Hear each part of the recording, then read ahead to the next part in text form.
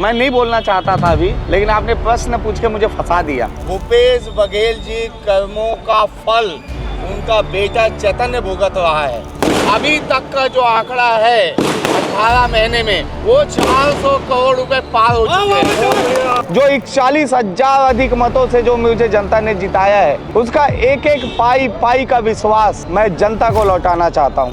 वो भी एक बड़ा खुलासा कर रहा हूँ, क्योंकि अभी मैं जो करने वाला हूँ, कल सुबह बवाल मचेगा और मैं चाहता हूँ कि उनके होश उड़ जाए। जो ईडी है वो चरणदास महंत के यहाँ क्यों नहीं जाती, उमेश पटेल के यहाँ क्यों नहीं जाती? पिछले 5 साल में जमीन दलालों ने इतना जमीन बेच डाला है, भिलाई की जमीनों को बैठा कर, उनके खसे को बैठा कर, कि अब नगर निगम के पास जमीन नहीं है। वैशाली नगर विधानसभा के लिए जब माननीय मुख्यमंत्री श्री विष्णुदेव साय जी एवं यशस्वी उप मुख्यमंत्री एवं नगरीय प्रशासन मंत्री श्री अरुण साव जी की स्वीकृति से 51 करोड़ के विकास कार्यों की सौगात मिली, तो पूरा वैशाली नगर विधानसभा खुशियों से झूम उठा।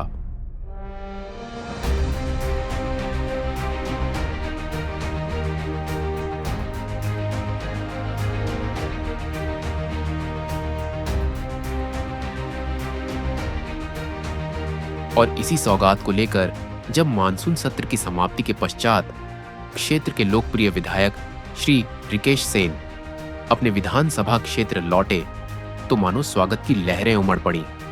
सबसे पहले पावर हाउस चौक पर क्षेत्र की जनता ने अपने प्रिय विधायक का दिल खोलकर स्वागत किया। फूलों की माला, मिठाई, तिलक और आत्मीय गले मिलन के साथ उनका आभार जताया। ये सिर्फ स्वागत नहीं था, ये था भरोसे का इजहार।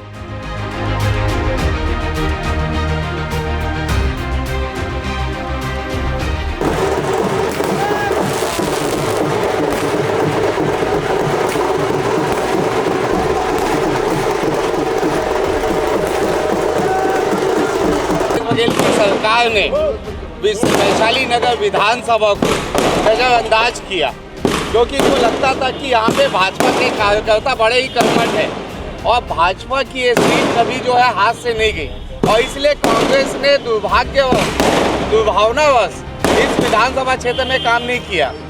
इस 18 महीने में 51 करोड़ तो आज एक आंकड़ा आपको दिख गया, इसमें बड़ी बड़ी सौगातें हैं। लेकिन इस 18 महीने में अगर मैं जुनवानी से लेके खमरिया होते हुए सड़क की बात करूं तो 21 करोड़ रुपए मिले हैं। अगर मैं बात करूं कैनाल रोड की तो 50 करोड़ रुपए सिर्फ कैनाल रोड का, और अगर मैं बात करूं डीपीएस सड़क के 4 लेन की तो 40 करोड़ रुपए उसमें मिले। अभी तक का जो आंकड़ा है 18 महीने में वो 400 करोड़ रुपए पार हो चुके हैं। और आपको बताना चाहता हूँ मात्र आप 1 साल रुक जाइए, टेंडर की प्रक्रिया और काम होते हुए आपको वैशाली नगर एक नए तरीके से चमकता हुआ दिखेगा। और भूपेश बघेल जी को, कांग्रेस को ये मुंह तोड़ जवाब वैशाली नगर विधानसभा की जनता देगी। चैतन्य बघेल की तो आज हिरासत में लिया गया, 5 दिन की रिमांड मिली, क्या कुछ पूरा कहना चाहेंगे? क्योंकि कांग्रेस तो बोलती थी घोटाला कुछ हुआ ही नहीं। भूपेश बघेल जी कर्मों का फल उनका बेटा चैतन्य भुगत रहा है। आप एक बात बताइए, जो ईडी है वो चरणदास महंत के यहाँ क्यों नहीं जाती, उमेश पटेल के यहाँ क्यों नहीं जाती, वह जो है बाकी नेताओं के यहाँ क्यों नहीं जाती, सिर्फ भूपेश बघेल के यहाँ क्यों जाती? क्योंकि भूपेश बघेल मुख्यमंत्री रहते, उनके अधिकारी आज 18 महीने से जेल में है या तो बेल में है। और इसके अलावा आबकारी मंत्री जो कवासी लकमा है, शराब घोटाले के मामले में अभी तक उनको जमानत नहीं मिली है। और मुझे ऐसा लगता है अगर वो पाक साफ है, आज उन्होंने एक ट्वीट किया भूपेश बघेल जी ने कि आज मैं अडानी के मुद्दे को उठाने वाला हूँ, इसलिए जो है कि आज मेरे घर में ईडी भेजा गया। आपको बता दूं मैं, ईडी ने उन्हें जाने की अनुमति दी विधानसभा में आए, टाई फिस हो गए और वॉकआउट करके चले गए। क्यों नहीं उठाया आपने अडानी का मुद्दा?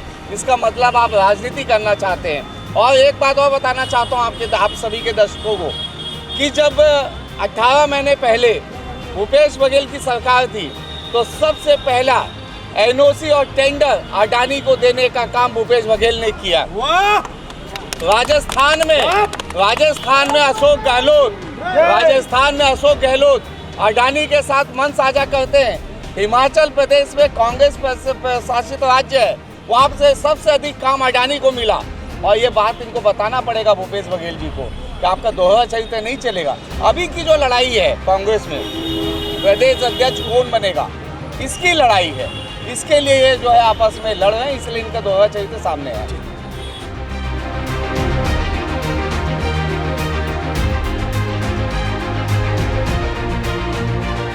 इसके पश्चात सुपेला चौक पर भी वही उल्लास, वही प्रेम, वही विश्वास, जहां जनता ने अपने विकास दूत का भव्य अभिनंदन किया।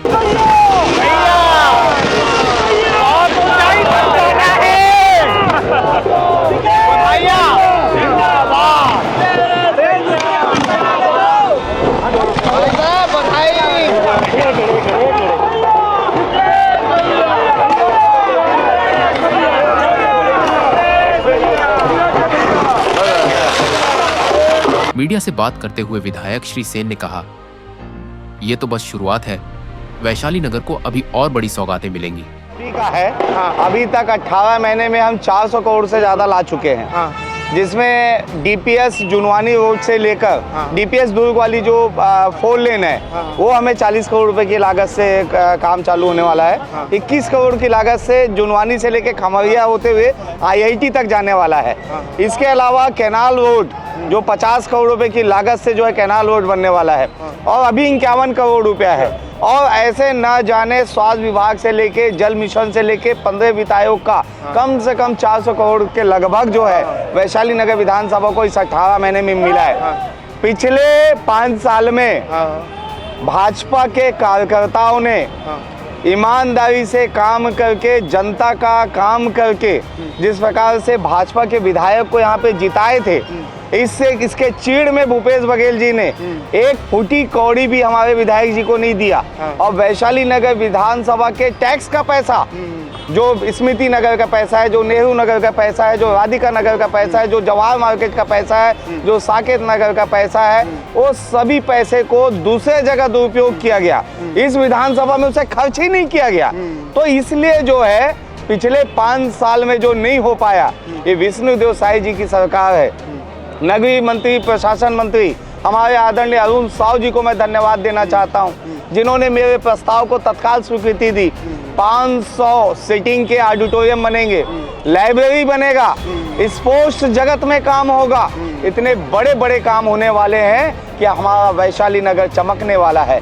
जो 41,000 अधिक मतों से जो मुझे जनता ने जिताया है, उसका एक एक पाई का विश्वास मैं जनता को लौटाना चाहता हूँ। कार्यकर्ताओं में बहुत खुशी दिखाई दे रही है। कार्यकर्ताओं में खुशी होगी, क्योंकि वो जो है जब मैं चुनाव लड़ रहा था तो ये कार्यकर्ता आश्वासन लेकर आए थे कि आप निश्चिंत रहिएगा, आप रिकेश सेन को वोट दीजिएगा, हमारे आपके घर के सामने का नाली बनाएंगे, सड़क बनाएंगे, अच्छा ऑडिटोरियम बनाएंगे, जवाहर मार्केट को व्यवस्थित करेंगे, 4 लेन बनाएंगे। तो ये अब पूरा हो गया, इसलिए कार्यकर्ताओं का एक मान सम्मान माननीय विष्णुदेव साई जी ने बनाया है, अरुण साव जी ने बनाया है, इसलिए कार्यकर्ता उत्साहित है।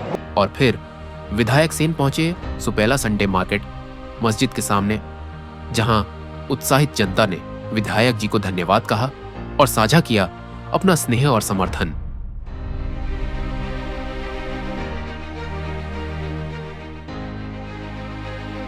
भिलाई टाइम्स हमेशा सजग रहता है।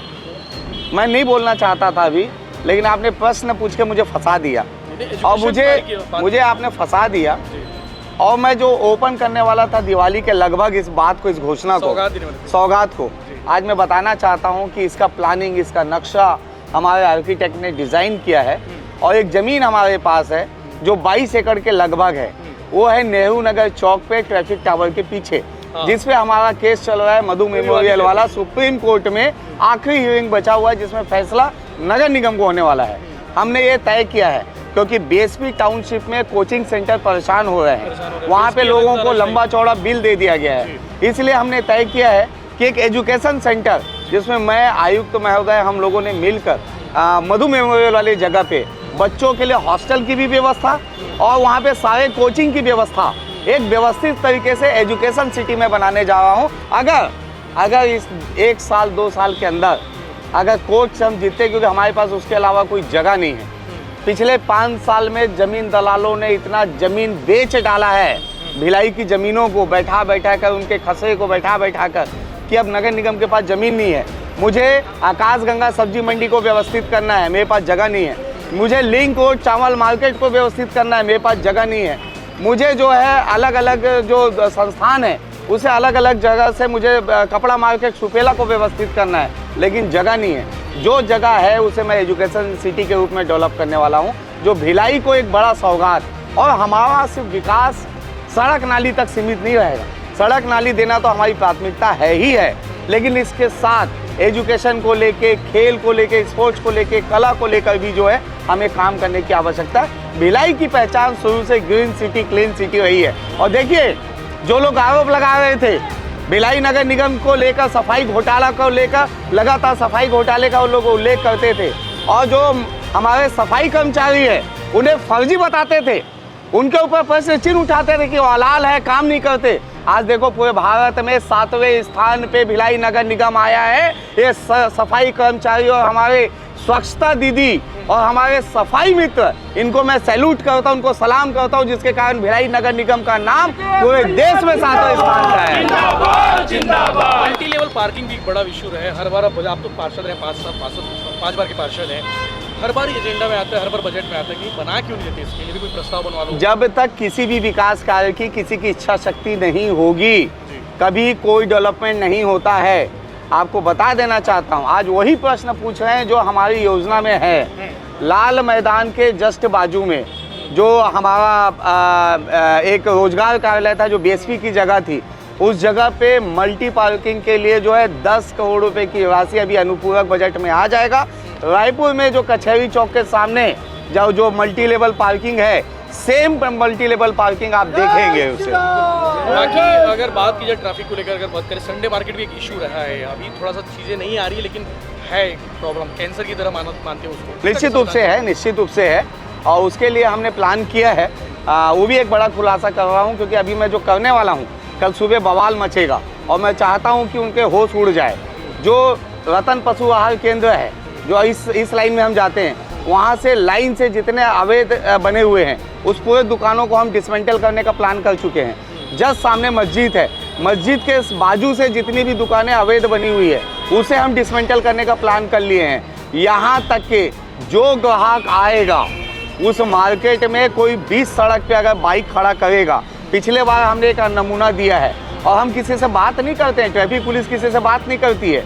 पिछले बार 100 से ज़्यादा बाइक को उठाया गया था, अलग अलग कारों को उठाया गया था, और ऐसा ही हम बड़े फाइन क्यों जा रहे हैं। जो दर्शक देख रहे हैं संडे बाजार आने वाले, वो ये समझ ले कि अपनी गाड़ी को सही जगह पे पार्किंग लगाए। थोड़ा भी गलत होगा तो लंबा चौड़ा जो है आपको भुगतान भुगतना पड़ेगा चालान के रूप में, और आपकी गाड़ी को अलग उठाई जाएगी। और इसके अलावा जो व्यापारी हैं जो बाधित कर रहे हैं सड़क को, उनके लिए भी बड़ा प्लान हम लोगों ने किया है। कहीं ऐसा ना हो कि राष्ट्रद्रोह का मामला दर्ज हो जाए। इस बड़े लेवल पे अब कार्रवाई संडे बाजार की होने वाली है।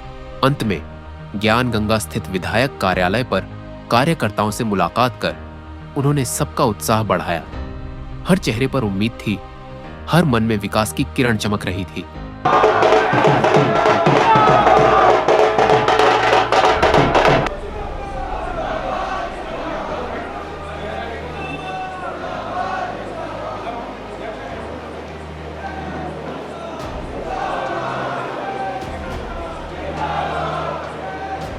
ये सिर्फ एक स्वागत यात्रा नहीं थी, ये था विश्वास का विजय शोभा यात्रा, जो बता गया कि वैशाली नगर का भविष्य अब सुनहरे पथ पर अग्रसर है। विकास की बात है, वो तो जो है विधायक जी के प्रयास से लगातार वैशाली नगर का चौमुखी विकास होना है, और वो दिख भी रहा है। जो पैसा कई 100 करोड़ कभी आ गए हैं, आगे भी अभी 18 महीना हुआ है मात्र, अभी सरकार को आगे भी जो 3.5 साल अभी वैशाली नगर को बहुत सारे सौगात मिलने वाला है। एक एक चौक चौराहे, एक एक तालाब, एक एक रोड, एक एक वार्ड की गली, वो भी विकास से छूटा नहीं रहेगा। माननीय विधायक जी, कुछ भी वार्ड को 37 वार्ड है इस विधानसभा में, और 37 वार्ड को ये विधानसभा पूरा छत्तीसगढ़ में पहला विधानसभा ऐसा होगा जहाँ पे जो है स्वच्छता के रूप में चाहे विकास के रूप में चाहे एक मॉडल के रूप में 90 विधानसभा में प्रस्तुत होगा।